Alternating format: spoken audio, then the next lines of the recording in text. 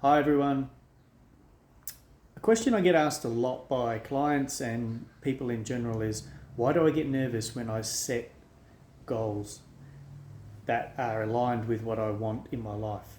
So whether it's a improvement in your health and fitness, your career, your business, your relationship, whatever it might be, the nervous system has to understand that it's safe to move into that new circumstance, because if it doesn't, it will not allow you to progress. You can intellectualize it, you can watch all the things on the internet that get you excited about doing that, but if the nervous system doesn't feel safe to grow and expand in that direction, guess what? It's just going to do its job. And even if that job keeps you in the unfamiliar, keeps you in dysfunction, keeps you in stagnation, keeps you feeling small, it doesn't care. It really doesn't care what you want, because all it's trying to do is keep you safe. It'll identify threats, it'll identify risks, and if that overwhelms the system, you'll do one of four things or all four things. You will go into a state of flight, fight, freeze, or fawn. And these are responses that will cause you to self-sabotage any progress you have started when it comes to moving towards that goal. So you might say, okay, I'm going to start a new diet and I'm starting it tomorrow. Okay, tomorrow comes and you pushed it out to Monday. That's not you consciously wanting to start Monday. That's the nervous system saying, I'm not ready till Monday. Come Monday, you're still not ready. And guess what? It never happens. I'm going to go and apply for that job. I've been doing this same role for so long. I've studied management and I want to move into management. The time comes to put the application in, you freeze. You don't do it. And it's because of the self-sabotaging strategies that come from the body that prevents you from ever taking that first step. So if you really want to move towards your goal, make sure that when you set that goal, that you're also wanting to align that goal to your nervous system at the same time. So what do I mean by that? Basically, if you said, okay, look, I want to run my own business and in 5 years' time, I want it to be worth $10 million. Now, if you are wired for scarcity, if you are wired for lack, limitation, then this is the complete polar opposite to how you're living now. The nervous system's happy in poverty. It understands it. It helps you manage it. It helps you work out ways through survival mechanisms of fight, flight, freeze, or fawning to stay in that space, because you've learned how to feel safe, and not by choice, but the body's just done a really good job and it's helped you survive in really undesirable circumstances or dysfunctional scenarios. So when you want to introduce it to, if you want to introduce the body to prosperity but you're in scarcity, it's going to need a very gentle approach and micro steps so that when you get to prosperity, the system is wide. So if by the time in 5 years, by the time you get to that $10 million, you're able to hold on to it. It's not unfamiliar. You've got used to 500,000. Your body's got used to 1 million, 1.5, 2, 2.5, 3, etc., etc. Okay? It's incrementally being conditioned to embrace expansion and increased wealth.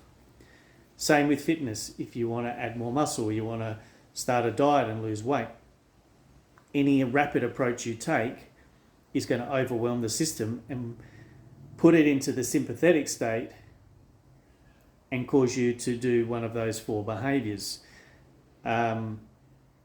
Where we need to be at when we're starting a goal is in the ventral vagal state, which is the calm and rested place. Okay, we can set a lofty goal, but we need a step that will enable the body to feel calm, to even attempt to move in that direction. Change is frightening for the body when it's been conditioned for so long. Even if you have changed a lot and had grown up with constant change, I was moving schools and moving houses and those things. I wasn't unfamiliar to change, but also then that change was happening in a survival state.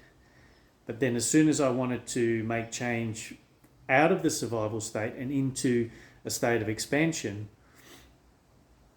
that's when my body started to get nervous and find things that will cause resistance, and usually excuses, where dysfunctional beliefs, reminding you of dysfunctional beliefs. No, I can't do that. That's for other people. I don't deserve that. I don't deserve to be wealthy. I don't deserve to be healthy. I don't deserve to, run my own business because no one in my family's run my own business. So why should I? So all of these things will come up. And when these things come up, that's where you have to catch it. That's just the body saying, hey, we recognize something's changing here. Talk me through it. And you literally have to talk your body through it. You have to say, hey, thanks for the alarm.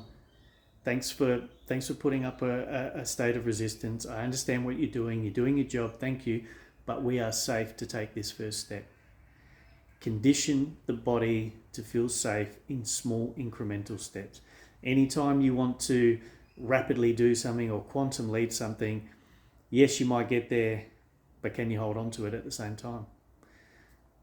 And that's the process that I've been doing now for the last few years, is just setting goals that say, okay, I want to be here, but I also need to set a goal along the way that ensures that my nervous system is regulated at the same time that I'm growing. And that comes from self-awareness. It comes from understanding your body. Once you understand what you are biologically and why it's happening and why you're doing those things, then you can put the mechanisms in to move through those. Okay? Because I don't know about you, but anytime you're progressing in a goal and anxiety kicks in and those resistant behaviors kick in and the body says, nah, this is too scary, we're out of here, and it kicks into flight, there's nothing more depleting and disempowering than not completing a goal when you really, really, really want to achieve that. I think that stops people from ever trying things again, because they think, what's the point? What's the point? Then you develop a dysfunctional belief that you're broken and you can't do those things. You can't achieve the same wealth as somebody else or the same body as somebody else in the gym or whatever it might be. So you're not broken. You just need to learn how to use the body to move into expansion safely. It's that simple. I've got a couple of programs in the link below that I've put together, and they're just short 7-day programs around information and introducing you to some somatic exercises where you're using the body, you're working with the body. You still have a mindset approach as well, but this is a holistic view at looking at how to work with the nervous system so that your body can actually move in alignment with your conscious goals and vision of where you want to go.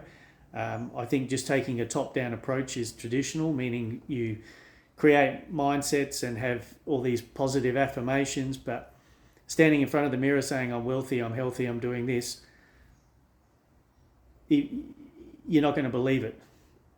And if you do believe it, your body has to be really convinced that you believe it. Otherwise, it's just not going to take you to that next step. So check out what I've got in the link there. I do run some coaching as well. So if you want that one-to-one session, by all means, reach out. And thanks for listening. I'll see you in the next video.